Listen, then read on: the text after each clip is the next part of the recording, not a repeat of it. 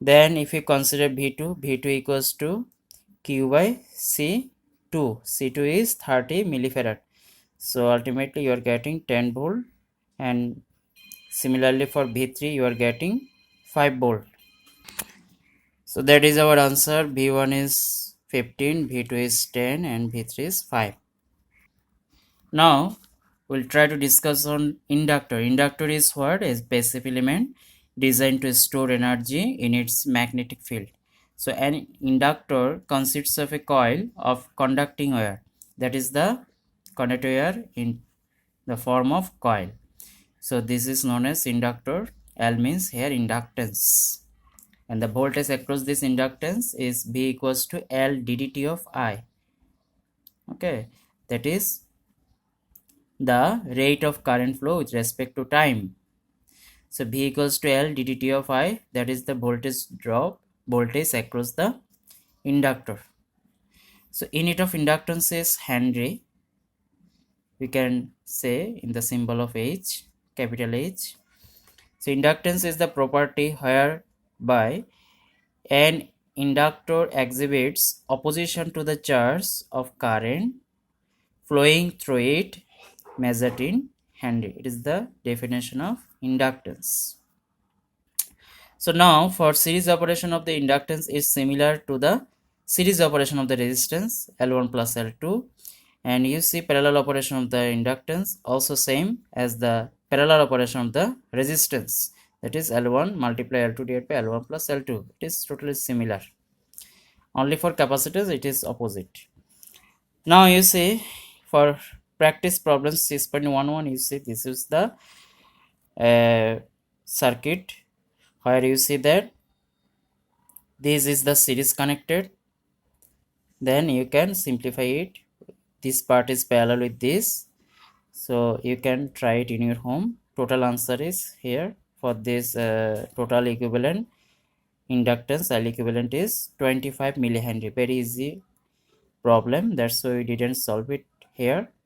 So you can try it in your home. Okay, now we'll try to discuss on application of RC, RL and RLC circuit. RC means here resistance and capacitor, and RL means resistor, inductor, and RLC means resistor, inductor and capacitor. That means the circuit which is built with resistor, inductor and capacitor, that is known as RLC circuit, and which is resistor and inductor, that is the RL, and resistor and capacitor, that is the RC circuit. So we'll try to discuss on the application.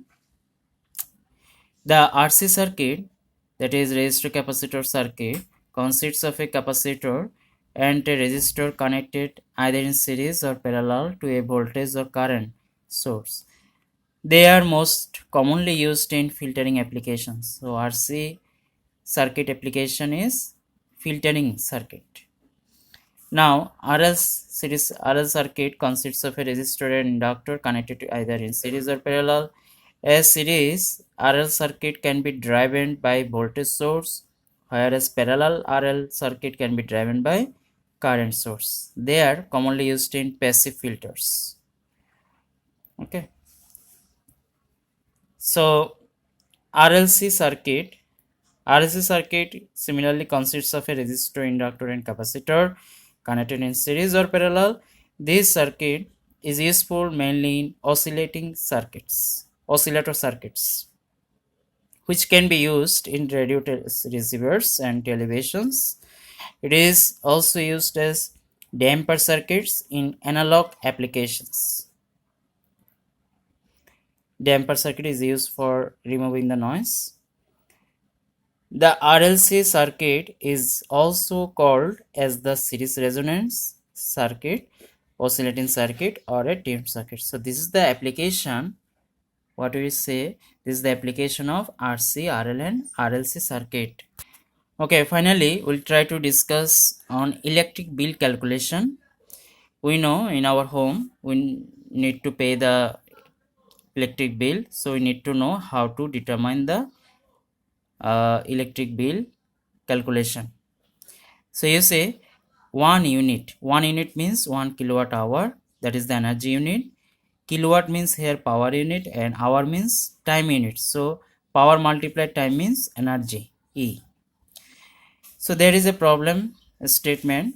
A homeowner consumes 3300 kilowatt hour in January.